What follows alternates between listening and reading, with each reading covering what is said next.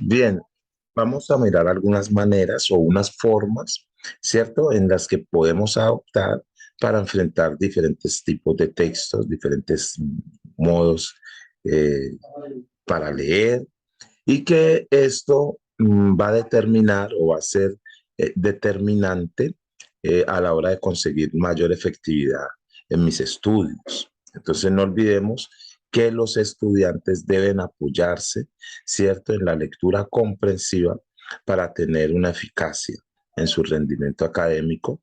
Entonces vamos a ver esas técnicas para enfrentar con éxito, ¿no?, los diferentes tipos de lecturas o de textos. Entonces, no olviden subrayar las partes más importantes del texto, releer para encontrar otras interpretaciones, otros significados, las partes que no hayamos entendido, buscar en el diccionario las palabras cuyo significado no estemos seguros. Eso evita que hago interpretaciones erróneas de un mismo texto, ¿sí? Hacer unas interpretaciones equivocadas del texto. Entonces, la lectura comprensiva, como mencioné al principio, me va a ayudar a mejorar mi rendimiento académico. Entonces, miremos las técnicas. Primero, subrayar lo más importante. ¿Sí? Cuando me enfrento a un texto, noto que hay partes más relevantes que otras. Entonces, debo dejar subrayado las ideas claves del texto para que me ayude cuando yo vaya a hacer un repaso y vuelva atrás sobre el contenido del texto. ¿Sí? Otro punto es buscar en el diccionario las palabras que no entienda.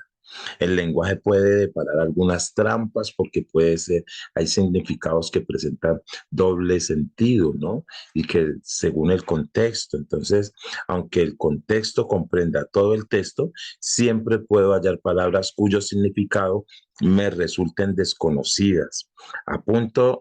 Hay que apuntarlas en una lista o se deben apuntar en una lista y después de la primera lectura buscarlas en el diccionario para relacionarme, familiarizarme con ellas.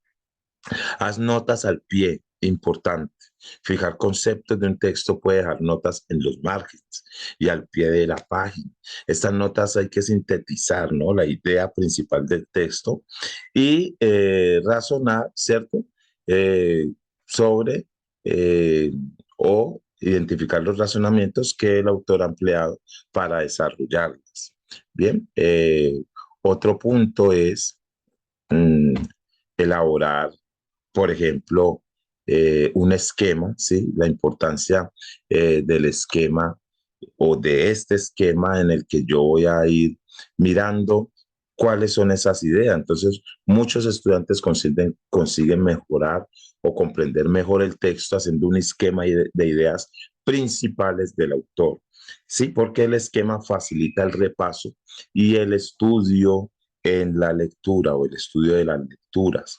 También el repaso y estudio ayudarán para afianzar los contenidos. Por eso es importante que subrayo las palabras claves, ¿no? Porque en el repaso va a ser importante. Sabrás que has realizado una lectura comprensiva cuando al volver al texto compruebo, sí, que entiendo, que yo entiendo todas las ideas y que las puedo exponer con mis propias palabras. Allí me doy cuenta que he comprendido y que lo he aprendido. ¿Sí? Entonces, sinteticemos subrayando o anotando estos tres puntos importantes que van a favorecer la lectura comprensiva. Lo primero es que la lectura comprensiva va a aumentar mi rendimiento en el estudio. Solo debo saber qué voy a subrayar, ¿sí?, lo más complejo y tomar notas sobre lo que he leído. Lo otro es que un esquema sobre las ideas importantes del texto, ¿sí?, me va a permitir analizar lo que he leído y poder explicarlo con mis palabras. Esto es clave y es fundamental. Y finalmente, cuando yo esté estudiando, cuando estés estudiando una asignatura, es importante volver atrás en el contenido. El repaso y el estudio me van a ayudar o te van a ayudar a fijar los conocimientos que he adquirido de este texto.